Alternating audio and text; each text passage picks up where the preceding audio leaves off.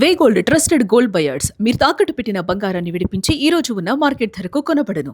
రాజస్థాన్ లో ఇసుక తుఫాను బీభత్సం సృష్టించింది. చురు బికనీర్ ప్రాంతాల్లో ఇసుక తుఫాను దాటికి ఒక్కసారిగా కూడా భయభ్రాంతులకు గురయ్యారు. దాదాపు 100 అడుగుల మేరకు ఇసుక పైకి ఎదజిమ్మిందని చూడొచ్చు. చురు జిల్లాలో ఇసుక తుఫాన్తో ప్రజలు తీవ్ర అవస్థలు పడ్డారు.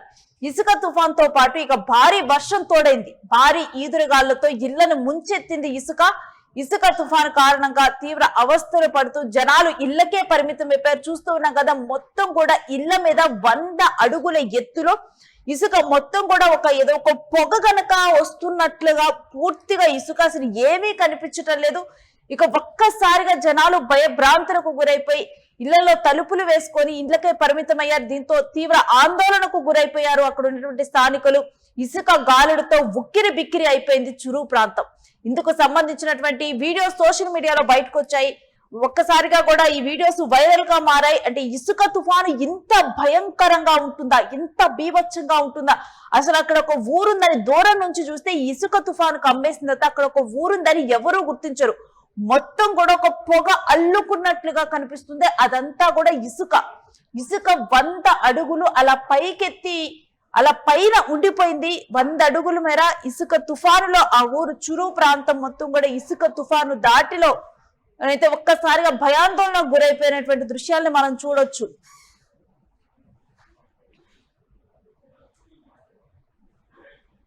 ఇక ఈ అంశం గురించినటువంటి డీటెయిల్స్ మా ప్రతినిధి భరత్ నడికి తెలుసుకుందాం.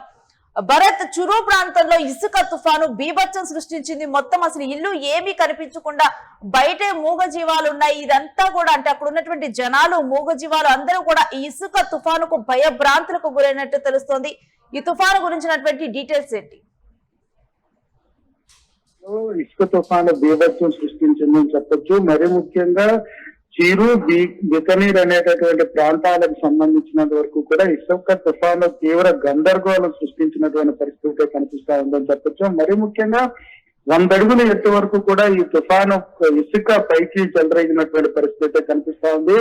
ఈ తుఫాను ప్రభావంతో పాటుగా దానికి తోడు భారీ వర్షం తోడైనటువంటి పరిస్థితి, దాంతో పాటుగా ఈదురుగాలులతో ఇసుక తుఫాన్ అయితే మాత్రం చిరు ప్రాంతాన్ని అయితే చిగురు టాకులో వణికించిందనే చెప్పాల్సినటువంటి పరిస్థితి కనిపిస్తా ఉంది. మరి ముఖ్యంగా అక్కడ ఉండేటటువంటి స్థానిక ప్రజలైతే మాత్రం ఇళ్లకే పరిమితం అవుతున్నటువంటి పరిస్థితి. దాంతో పాటుగా ఇళ్ల నుంచి బయటికి రావాలంటే ఎదురుగా ఉండేటటువంటి మనిషి కూడా కనిపించలేనటువంటి పూర్తిగా కూడా ఒక పొగ కమ్మితే ఎలా ఉంటుందో ఆ స్థాయిలో ఇసుక తుఫాను విరుచుకుపడినటువంటి పరిస్థితి రాజస్థాన్ కి సంబంధించి చిరు ప్రాంతంలో కనిపిస్తా ఉందని చెప్పొచ్చు. దీంతో ఒక్కసారిగా స్థానికులంతా ఇళ్లలోనే పరిమితమైనటువంటి పరిస్థితి.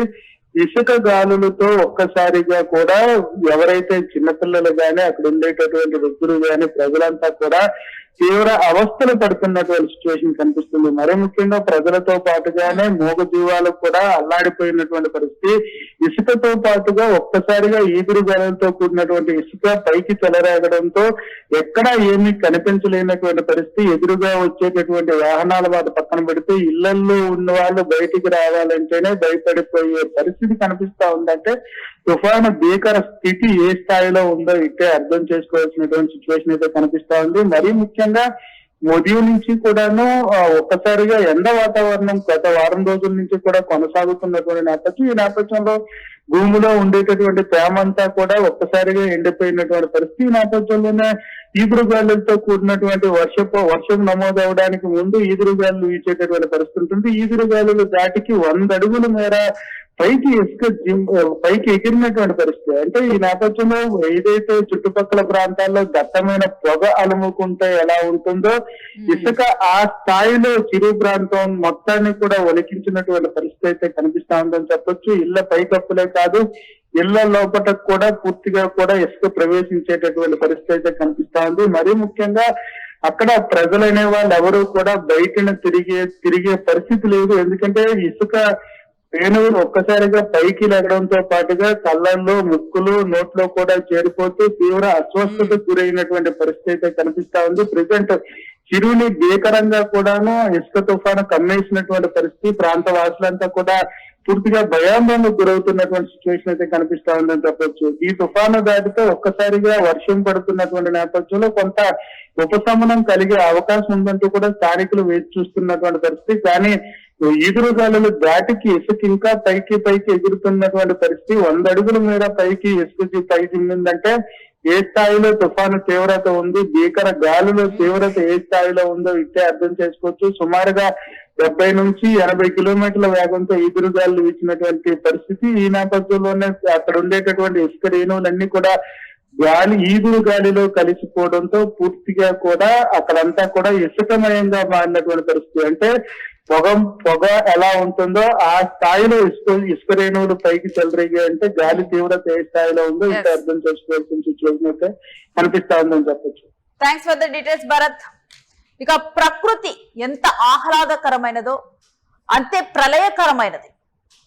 ఇదే ఇసుక నార్మల్ టైంలో అదే ఇసుకలో వాళ్ళు జీవనం కొనసాగిస్తూ ఉంటారు, అక్కడే రోజు తిరుగుతూ ఉంటారు. ఆ ఇసుక అప్పుడు వాళ్ళకి ప్రమాదకరంగా కనిపించలేదు. కానీ ఇప్పుడు ఈ ఇసుక తుఫానుతో ఎంత ప్రమాదకరంగా ఇసుక మారిందని చూడొచ్చు. మొత్తం అక్కడ వాతావరణం దుమ్ము ధూళి ఇసుక రేణువులతో నిండిపోయింది. పీల్చడానికి గాలి, ఒక సురక్షితమైన గాలి కూడా వాళ్ళకి లేదు. మొత్తం కూడా ఊపిరి పీల్చుకునే దాంట్లో కూడా వాళ్ళకి దుమ్ము మాత్రమే ఉంది. మరోవైపు వర్షం స్టార్ట్ అవడంతో ఇకనైనా ఇసుక తుఫాన్ నుంచి వాళ్ళకి కొంత ఉపశమనం లభిస్తుందేమోనని ఆ ప్రాంతం వాళ్ళు ఎదురు చూస్తూ ఉన్నారు. అయినప్పటికీ ఈదురుగాలు తగ్గకపోవడంతో అక్కడి వాతావరణ పరిస్థితి అల్లకల్లోలంగా మారింది. దీంతో చురు జిల్లాల్లో ఇసుక తుఫాన్తో ప్రజలు తీవ్ర అవస్థలు పడుతూ ఉన్నారు. ప్రజలు మూగ జీవాలు మొత్తం కూడా అవస్థలు పడుతూ ఉన్నారు. ఇక ఇసుక తుఫాన్ బీభత్సానికి ఎక్కడ వాహనాలు అక్కడే నిలిచిపోయాయి, మొత్తం ఎక్కడ జనాలు అక్కడే ఇళ్లకు పరిమితం అయిపోయారు.